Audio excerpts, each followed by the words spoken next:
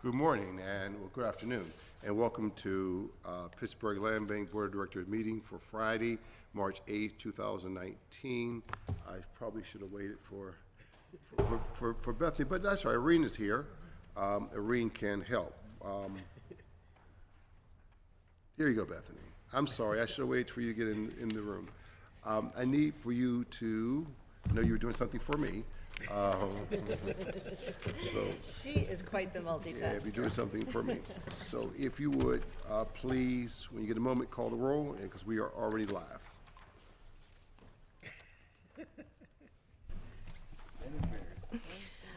Reverend Burgess. Here. Dr. Bay. Here. Paul Legger. Here. Diamante Walker. Here. Senator Fontana. Present. Councilwoman Cale Smith. Councilman Lavelle. Steve Mazza. Here. You have 6 members. You have a quorum. Thank you very much. The first order of business is public comment. Members of the public who want to address this land bank board, you'll be given 3 minutes. Start off with your name and neighborhood. The green light means you're beginning of 3 minutes. Yellow light means 1 minute to summarize. Red light means your time has expired. Please relinquish the podium. First speaker, please. First speaker, please. Seeing no other speakers, we will move to the next order of business, which is the approval of February minutes. You've received the minutes by electronically already.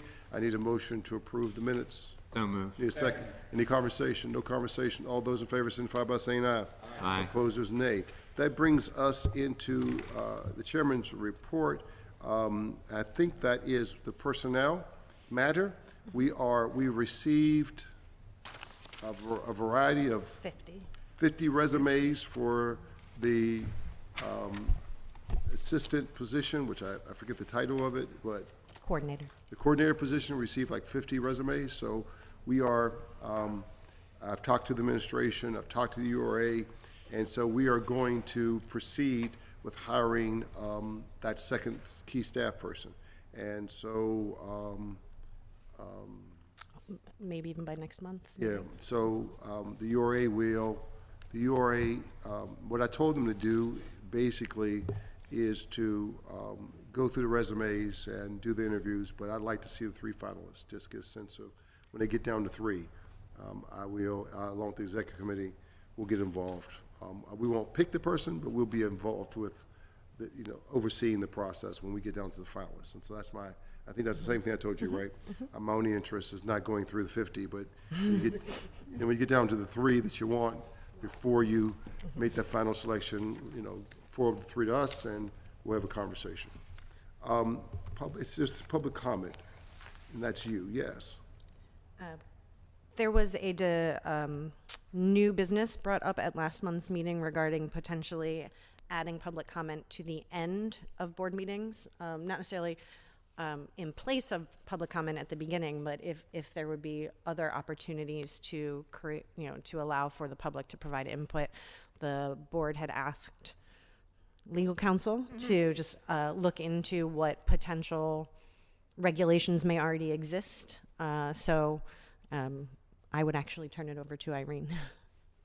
Yeah, so essentially there is no problem with adding to the opportunities for public comment on top of what you currently do. The public comment in the beginning assures that we're in compliance with the Sunshine Act, which says that you want to give reasonable opportunity to the public to make comment before official action is taken. So there's certainly no issue with adding public comment at the end, but not instead of, because you do want to make sure that people have the opportunity to comment prior to official action. And the comment at the end be timed as it is in the beginning. Yes, you can set up rules and regulations. And that's really the thing to think about, is the management kind of issues. There are some public bodies, like I know of one school district that has public comment only at the end, but then they have a whole management infrastructure that makes sure that public action that will be taken, official action that will be taken is anticipated way in advance, so that they can comment on the end on the next meeting's agenda. That would be my question. Are the agendas going out in enough Well, that's time? why I would say don't change public comment at the beginning, but you can certainly add more opportunity for public engagement at the end of a meeting. And at the end, it's usually on any subject. The one at the beginning is usually on agenda topics, I would say, right? And then at the end, it could be on anything that we did or might It do. could be, but you also might very reasonably choose to say, on this agenda, is there any questions now that we've spoken about it? Anything that came up during this meeting? Is there something that anyone wants to bring to our attention? At the end, some say on non-agenda items. So they'll say any public comment on agenda items at the beginning, then at the end, they'll say on non-agenda items. I've heard that done, the ones that do it front and back. Yeah, you can do that. It's just a matter of how much appetite do you have for public comment on the beginning and the end when it is so hard to get you to make this time commitment as things get more interesting. Also could have public hearings on specific things like that. Sure. Like if we were moving particular properties and we wanted to engage a community where we weren't sure what the community's voices were, we could actually hold special sessions just for public comment. So I like that format for the reason that my concern would be with putting public comment at the end, how I don't want somebody to really need to engage and when they have a time limit. It looks as though the board is asking them to then be quiet. If it's a public hearing, there's more of an opportunity to have open dialogue around predictable sets of topics. Absolutely. again, so we know we have options. I will wait and listen to the board in terms of their interest, and if someone forwards to me their interest, I will then contemplate changes. We'll leave it like it is for now because we're in compliance to the extent we know we can do other things, and so when I get a strong desire to do something different, then I will move on it. That brings us to the administrator's update. Yes, thank you. You'll find in your packet a engagement letter from Bailey Rabe Insurance Advisor Firm. This is the insurance advisor to the URA. This board had directed me to engage in conversation with them to understand, as the land bank moves into operations, what its insurance-related needs are. Thank you, Alicia. What its insurance-related needs are. So having done that, a number of options were presented regarding the best way to procure insurance as well as ensure that as the land bank's needs may change, particularly over the next year of its initial land-related and staff-related activities, though there is ongoing expertise and support.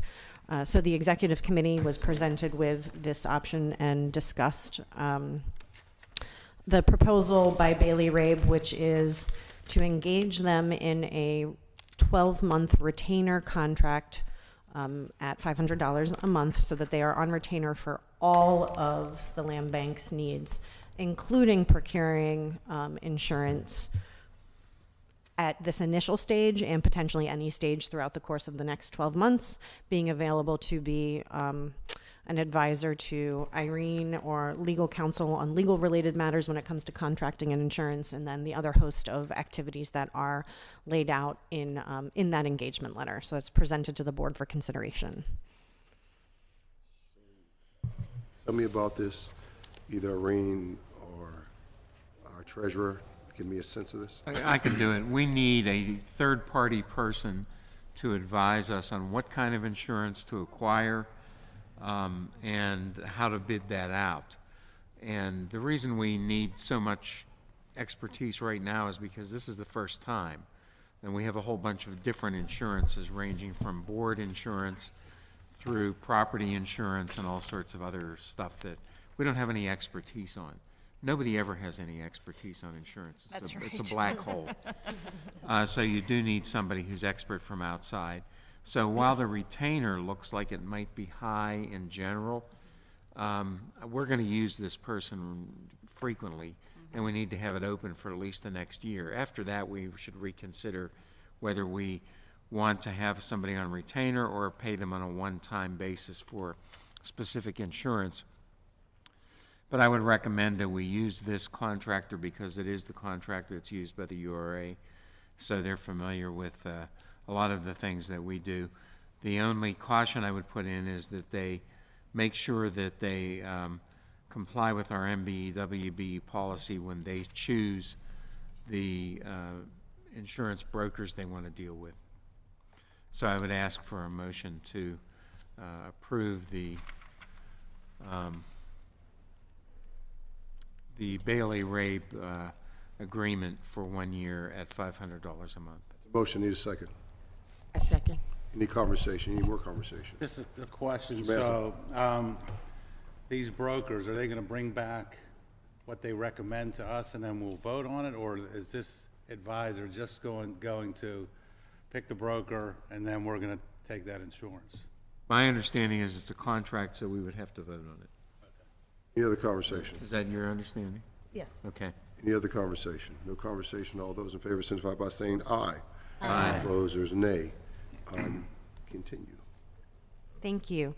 Along with that agenda item is also just the announcement that we are then going to put said insurance RFQ out to, using the procurement policy, the MWBE goals as articulated by Director Legger, we will select 3 brokerages to put that out for, to get quotes that will hopefully be back and in front of this board at the April meeting. Next on my agenda, thank you. We are moving forward, continuing to move forward with the inventory pipeline of properties, closing on 243 Meadow Street, moving with another set of transfers. We're looking actually at potentially transferring a couple of vacant structures from the URA's surplus portfolio soon, as well as gearing up for both the April and August treasurer sales. So this will, while there are not specific properties necessarily that the Slam Bank would want to target at those treasurer sales, it is as part of the pilot year of activities. The goal is to go through these different acquisition methods and understand exactly what all of the different steps are and necessary, so this board can design policies to fit them. So we are sort of gearing up. Now is the time when we would be looking at those lists and identifying properties. So that activity continues. Next on the list is the property reserve update. I attended on behalf of the Land Bank this morning the Vacant Property Working Group monthly meeting. They had a 2-hour session. I was not there for the full 2 hours, a 2-hour session regarding from their membership's perspective on what their priorities are with a property reserve reform agenda, so that they can articulate them to the advisory committee, as well as, to help inform this board as it revises and revamps that procedure and that process. Correspondingly, you have in your packet a copy of the amended tri-party co-op, which provides for essentially this property reserve process to take place, reset, reform process to take place throughout 2019, acknowledging at the direction of the board chair that by the end of 2019, the new system would be in place. We don't know exactly what that would look like, but essentially that the Land Bank would sort of take over some administrative function of that process starting in 2020. So you just have that copy in your packet for your records. Do you want to talk about the Law Clinic partnership, Irene? Or are there any questions on either the inventory or the property reserve? Question. Mr. Lager. If we're making changes to the property reserve and how it's handled, do we need to do anything either with city legislation or state legislation to make that happen, since those things are permitted through those vehicles? Not Okay. regarding state legislation. On the city side, there is an ordinance or a resolution, I'm not sure, that created the property reserve.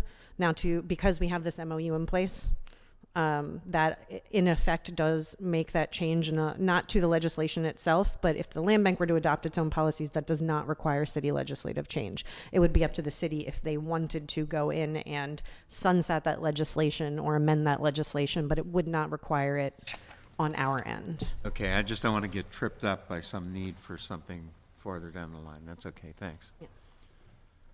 Law Clinic. Yes, so the Duquesne School of Law Urban Development Practicum is a place where second and third year Duquesne law students get into development projects. They have been doing this under the Professor Joe Mystic's auspices, and I have worked with them through the variety of my consultations around blighted and abandoned property for, it's too long to say, 10 to 15 years.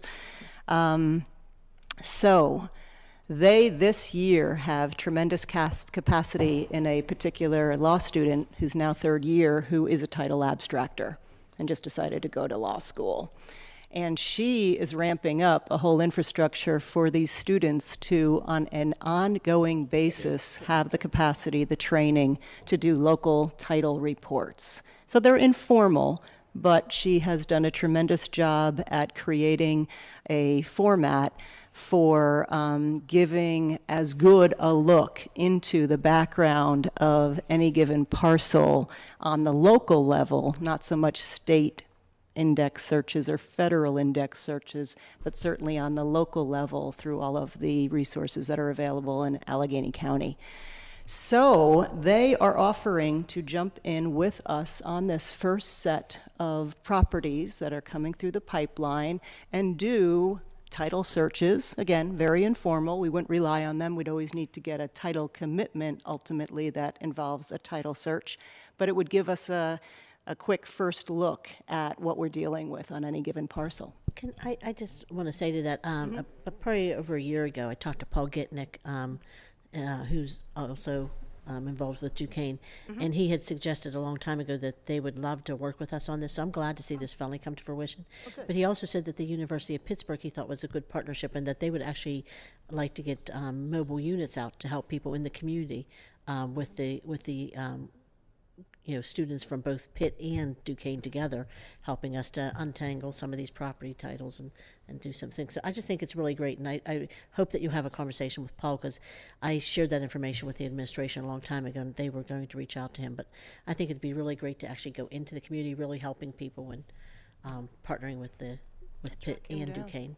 Great. Thank you so much for the work on that. Any other conversation? Well, as far as the other stuff with the property reserve and the inventory and all the stuff that we were just talking about, I am curious as to how that is going to affect what City Council does currently. And so, I'm going to have concerns there, because council members are not going to give up.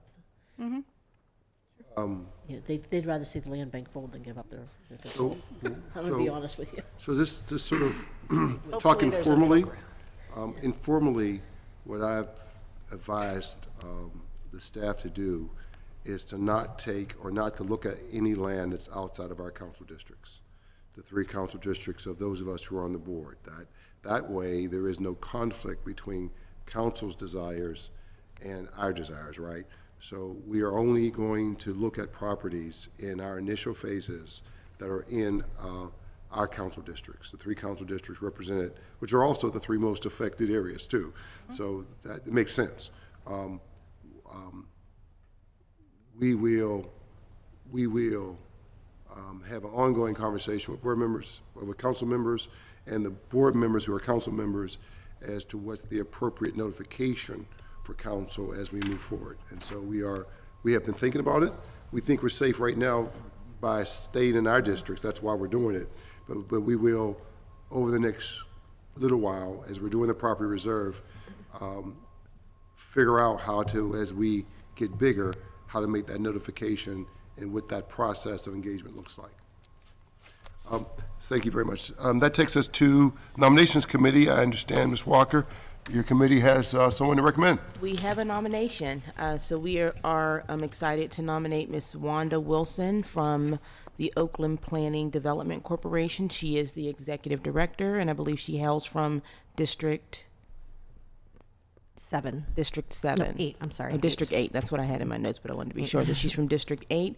We did have 2 very highly qualified, competitive candidates, but after conducting the interviews, as we mentioned at the last board meeting, we feel like Wanda would be a great addition to this board and would like to recommend her for nomination. Is that a motion? I motion to nominate Wanda Wilson as the new board member. It's to accept her, really, and to appoint her, not to nominate her, it's to appoint her. Appoint her. Yeah, it's to appoint her. Appoint her as a member of the board. And it's been probably moved to second. All those in favor, any other conversation? I'm sorry. No other conversation. All those in favor signify by saying aye.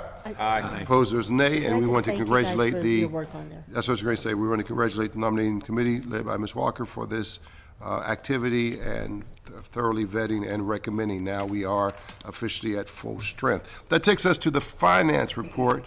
Mr. Lager. I'll let Bethany do the detail work as usual, because there isn't a lot, but there's always enough that it gives you something to do. Just 1 month, can we switch roles, and can you, that would be nice. But I'll give you a minute to breathe, because I want to talk about the audit. We have an audit coming up for, they will submit an audit for 2017, which we have not yet accepted, and for 2018, which we will be accepting. I would just as soon do them both at the same time rather than take them piecemeal. And, because they're pretty simple audits. We haven't had that much activity. So the auditing firm will submit those next meeting. I don't know. I'm not clear on whether they become part of the city CAFR or not at this point. They do? So one of the reasons for the delay was trying to understanding whether or not the land, there are 2 issues. One was understanding the federal tax status of the land bank, which does affect how the audit is put together, assembled, how the financials are reviewed.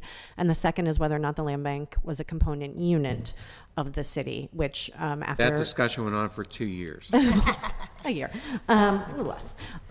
It was determined that we are in fact a component unit of the city of Pittsburgh, so confirmed by the controller's office. So the audit needs to be done by mid-April, so it will be done before that, ideally for the April board meeting, which I think is April 14th maybe, so that it can be included in the CAFR, which comes out May 1st. So this land bank is a component unit of the city of Pittsburgh, and its financials, its 2018 audited financial statements will roll up into the CAFR for the city.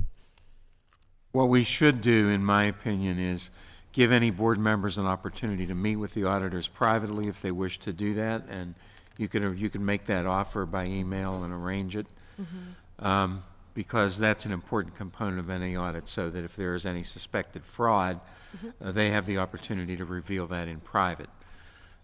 Secondly, we are going to get the audit. We don't pass judgment on the audit and approve it. We simply accept it and acknowledge that we have received it. So that will be coming up at the next meeting. Sometimes those auditors call us rather than we call them. I know I've had that happen. They'll Yeah, call we and say, can have it done that way if board members would rather. We can simply have the auditors contact each of us separately and ask if we have any questions. The other way to do it is... Suspect any fraud? I mean, Yeah. I've been asked that question Right. on other boards, and Why then you not- can say yes or no. I agree. Why not give the auditors all of our emails, and they can decide how they want to engage us? That's probably more effective than letting a lot of back and forth about scheduling. So if you want to talk to them, all you got to do is tell them, yes, I want to talk to you, and then they'll schedule it. Okay. Please do that. On that note, Bethany. why don't I do both? I will provide you all with Lisa Maruka's email address, and I will provide her with all of yours. That way, if you want to reach out first. That makes sense? All That's right. fine. Thank you. That brings us to the financial reports. Yes. You had your rest. I had my moment. As Director Legger mentioned, not a lot of activity on the. There are no expenditures for approval that accumulated in February.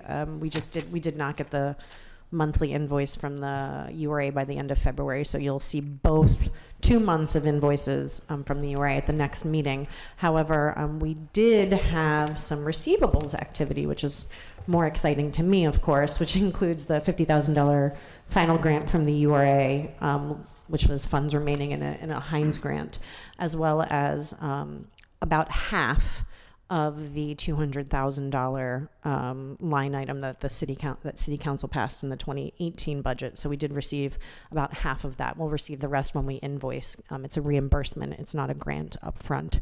So that was nice. That was a nice sort of bump to the bank account. The one note I did want to make is once we do receive that final $100,000 from the city, that's sort of it in terms of the planned or committed funds for this land bank for its 2019 activities. So fundraising does need to be sort of on the priority list of activities to ensure that not that the land bank can complete all of the activities generally that it has planned, but not at necessarily a scale or a higher level, because there will be about $650,000 in the bank, but the aspirational budget that this board did pass was $1 million budget. So in order to be able to do all of the activities at the level that the board hopes to do so, there does need to be able to fill that gap. And then, of course, looking at 2020.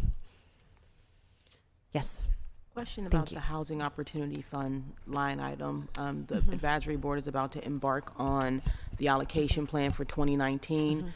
May want to remind the board to make sure that those discussions are happening, to make sure that the advisory board is prepared to earmark dollars to fund some of our land bank activities. Okay. I'll make that note. In terms of that activity has not occurred yet, right? But I will make the note to move forward with that. And I would just remind everybody that no land bank in the country is self-sufficient. They all need some subsidies or grants or something going forward, so we do need to stay on top of this. I know it's only March, but the city budget period will be coming upon us in June at the latest, and so if we wanted to submit a request, we should get one ready. And I'm going to remind us that we want to keep this public, and so we don't want too much private funding coming into it. Then you should give more out of city council. I'd be happy to. I'd be happy to give more out of the city, because at least it's public and public control. I don't want to see the private foundations or corporations controlling our land. They control everything else. I mean, I don't want to see them controlling this as well. Thank you very much. I can go on if you want me to. So I would tell you my own personal preference, which is different than perhaps similar to actually Mrs. Smith's, and perhaps different from other people. I really believe that what we should move to do is to fully fund the land bank through governmental funds, use the Housing Opportunity Fund primarily for brick and stick projects, and then raise soft money for all the social services that the Housing Opportunity Fund has an interest in doing. Number one, the city is not a social service agency. That is not our mission. We could also try to hold the county accountable for what they're getting their dollars. Yeah, that's the county entity. I strongly think, although, other people have their own feelings about it, Mr. Lavelle and I have talked privately about this. I really think using the Housing Opportunity Fund for soft dollars is not as effective as using it for for sticks, for development, because the soft money may help someone stay in their house for a few months. That same need is going to be reoccurring, right? Where if you build a house or help people obtain a house or own a house or remodel their house, then you have families living in those houses for the next 100 years. They become an affordable place for the next 100 years. And so I have not entered that conversation. I probably will this time.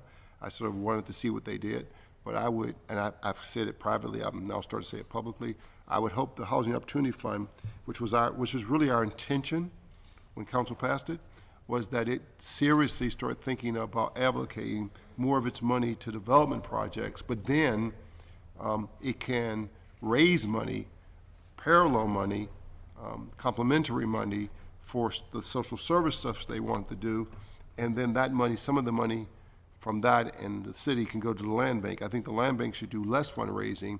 The Housing Opportunity Fund should be the area of the city that's doing this fundraising stuff for the social needs of our residents. And because it more aligns to what the foundations actually are mission of the foundation community anyway. Anyway, that's a long conversation, but that's sort of I think we should have a long conversation. It would be worth having it with the Housing Opportunity Fund. Yeah, I think we should. I think I've been saying we should sit down together. The board. we're all three So, on the board. Yeah, so there's 4 of us on the board. Aren't you on there too? Oh, you are.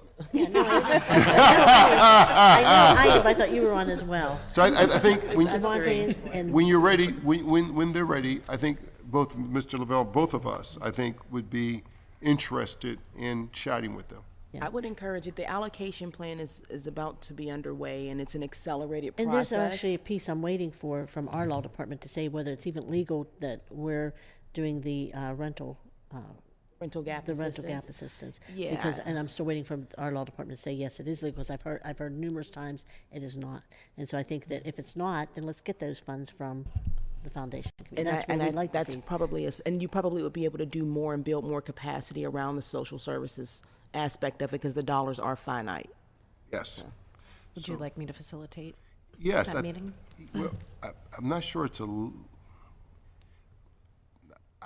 land bank or a council. I'm not sure which hat that we are when we go talk to them, but I do think I would like for Councilman Lavelle and I to have to be able to have a conversation with them. Yeah. I think it'd be great to have a conversation, and I think that we should be wearing the hat for the people. And so in the end, we just get the results and represent the people, not so much what board or authority or seat we have. Because I think you and I and Councilman Lavelle, I think, share at least some concerns and some similarities in this area. Yes, I think we have a lot more similarities than we are differences. So, Yeah. Mine is I want the public to control. yeah, we want to help. So we want to help think about this as we move forward. That's all. I don't know, should you go through the actual finances? I think not. I did briefly. I said there are Board no minutes. there are no expenditures, so no invoices. There were some receivables, so there's no expenditures for approval. Okay. But we do need a motion for the report itself. Need a motion to receive the financial report that's properly moved. Need a second? Second. All those in favor signify by saying aye. Aye. Opposers, nay. Thank you very much. That brings us to Dr. Bay and the Communications Committee. We're moving right along. Bright Thought is on board and working on our website as we speak, I hope. And we should have something to present before the next meeting, right? We should be ready. That's the timeline? There should be a markup, right? Certainly, a markup. They're going through doing all the sort of homework now in terms of documenting what already exists, content, whatnot, and then they'll be putting together sort of a mock-up, proposals, storyboards, things like that. The contract is 12 weeks, so it is formally set to wrap up June 15th, but Bright Thought believes they can get it done by early May even, so hopefully in time by the May board meeting, so 4 weeks earlier, which we are going to sort of push for and look to try and do. And I'd like to thank Dr. Bay for his work on this. I mean, he's been doing a lot. And so is DeMonte. You're on there too, right? Yeah. Just it's supposed to be me too, but they've been doing all the work, so I just want to make sure I acknowledge I want that. to thank Bethany for that. Yeah, Bethany would be Well, thank you, Bethany. boots on the ground. Thank you, all 3 of you. My pleasure. All right, so I just knew it wasn't me. that brings us to the last part of the agenda, which is today we had a reception for some of our state partners, which actually I thought went very, very well, and inviting them to understand and to partner with us to move forward. Thank both Irene and Bethany for their hard work, for Irene for running up and down the steps to make sure everybody found the right place to go. That was my first time in the building that the city has just bought. It is actually a spectacular building, and so We look forward to its renovation and Yeah, using I'm it. sorry I voted against it. No, just kidding. Senator Fontana? Yes, did I vote thought it against went it, well really too, sorry. and I think maybe a thank you follow-up to the folks that were there, you know, to you know, bring people together. There's going to be legislation that's floating around that once you know, that you may had a meet and greet and stay in contact, it can follow up a lot easier with them when you're asking for a vote or to look out. So it was good to see so many represented there, even though we only had one elected, but they all sent, or a lot of them sent somebody, so I thought that was great, and that's usually And I'm what going to point happens. out that the elected was our state rep in District 2. And I Dan twisted his Deasy. arm yesterday to come, so that's another story. But anyway, it was great, and I think a follow-up of a thank you would be good, and keep that list for future reference. Certainly. I do want to thank the URA Government Relations staff. David Geiger was really helpful in putting it together as well in terms of the distribution that's lists and good. channels, as well as Senator Fontana's staff, who, after the formal invitation went out, followed up personally to make sure that we had the turnout that we had. So thank you. I will also distribute the list of attendees to the board so that, Yeah, that'd be good. and their contact Yeah. info, so that you have access to it. I just want to thank Senator Fontana and everyone for working on it as well. I thought it was a good first step, but I really also liked, as I mentioned during that meeting, is that Representative DeLuca is introduced something. If we could find out what exactly that was, that it's supposed to be somehow it's supposed to hold the banks more accountable for the properties that they have vacant in the city to, you know, maintain those properties. Currently, I think that.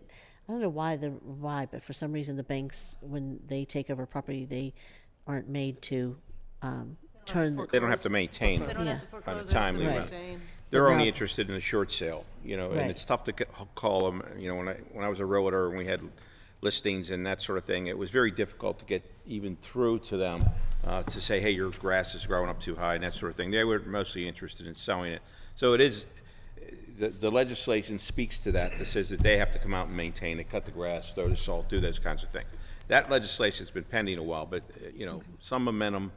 Yeah, well, for something we can do to Yeah, help push it no, along, exactly. I'd love for us to be Yeah. able to do that. I know usually in To our show our support. district, the first couple years, they take care of it. Then when they find out that there isn't enough enforcement, they just, they don't do anything. So the grass is high, everything's boarded up, all that stuff, so it's a bad situation. Any other conversation? Mr. Lavelle? Just as a sort of a follow-up, just for the record, I mean, the council, maybe 3 or 4 years ago, we actually did pass legislation that required banks, when they foreclose on properties, to actually register them with the city of Pittsburgh. I think we need, There's no teeth in it. well, there's a teeth problem, so there's an enforcement problem. You can't enforce it. But there's also our, not the necessary administration, but Department of PLI never really set forward the process for banks to actually register. To this day, I will actually get calls in my office saying, well, how do we actually register our property with the city?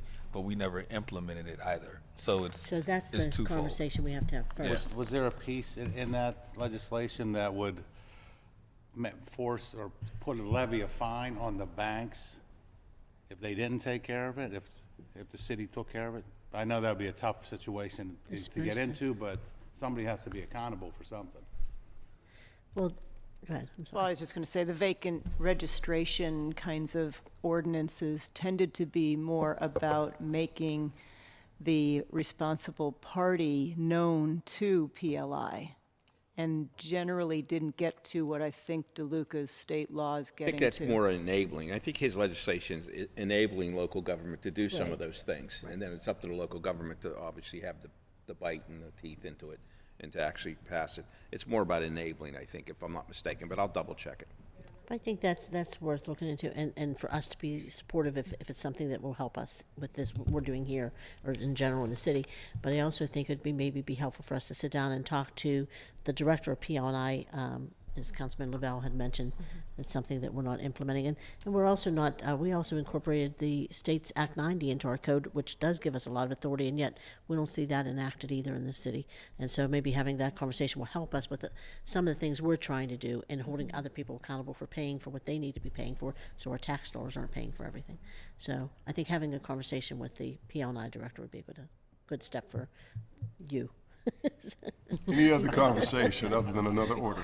Mr. Lager? Also, related to that, there is the Clean and Lean program that comes out of Public Works, Right. where the city is able to go in and clean up property and then lean it back for the cost of having cleaned it up. Right, and we So were not can good at do collecting that. those liens, and that's part of the problem. We weren't good at collecting the liens, but instead of getting better at collecting the liens, we've kind of lengthened the process where now you have to wait for PL&I to send a notice to DPW before they'll go do it. Where before, if you knew a property was, just go clean the property up.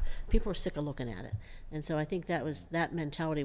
I know everybody's worried about legalities and all this other stuff, but and to some ways it's okay, but in some ways, we've done it for decades in other ways, and it's been helpful. You'd have to we- record those liens. I mean, that would Right. be the key, right? Yes. Because then when they go to sell it, they'd have to pay. And they're the- very small liens. They're usually like still- $500 or something And like that. part of it, right? Yeah. Yes, it's and the fee is bigger than the lien. Still, they add up, and then part of it, I think, is that we. Threat. Yeah, that we could go on with the subject forever, but I think part of it is that we don't, we also have good partners in Allegheny Cleanways where they go onto properties. They have, I think Dump Buster, no, what are they called? I can't remember. But they go on the Something houses. busters, yeah. Where they go on the houses and they clean up the vacant properties, and then they can also get grant money for it. So I think that we have some good partners, but I think, to me, the frustration is that, I think the whole process where we're saying that we have to make sure people receive notice and all that other stuff, but if you read the law, it says we have to attempt to give notice. It doesn't, if you can't reach somebody and you've tried for over a year, you've attempted. You know what I mean? We've met our legal responsibility. So now it's time to go on that property and clean it so residents aren't having to live next to it. If I wouldn't want to live next to some of these properties. I think it's despicable that we allow anybody to live next to them. When you can clean them up, go clean them up. So I'm going to shut up. 'Cause I can go Any on. other conversation? If not, before I ask for a motion, I want to make one statement. First of all, I'm grateful for all the board members and all of your participation. I've said this, I think we have probably the strongest board of any of the city authorities. This board, I believe, is the strongest. I want to draw attention to something was said earlier, and I just want to specifically, we are the only land bank in the state that has a sitting state rep on their board. Senator Fontana has been Amazing. You have it. a mentor to me. He has, with no reason, invested in me early on in my political career. And he has been very quietly and very genuinely, I've never heard him raise his voice, but he has wielded great influence in our city on all levels and is one of the our leading advocates in Harrisburg. And so I am thankful for his work on the land bank, but on a personal note, Senator, you've been good to me and have been very, very, very gracious of teaching me and in a very kind way being a mentor. And I want you to know, I don't want to say publicly, I appreciate not just what you've done for me, but what you do for this entire city. We thank you very much. Thank you for that. And I'd like to say I agree with you 100% with all that stuff. You've been really great for the city of Pittsburgh and for me as a friend, but really, and it's nice to have somebody living on the southwest of the river that has such power in the state. exactly It really right. is. Any other conversation? No conversation? All those in favor, time for, I need a motion to adjourn. So moved. Need a second? Second. All those in favor signify by saying aye. Aye. Opposers, nay. We are adjourned. Thank you. And for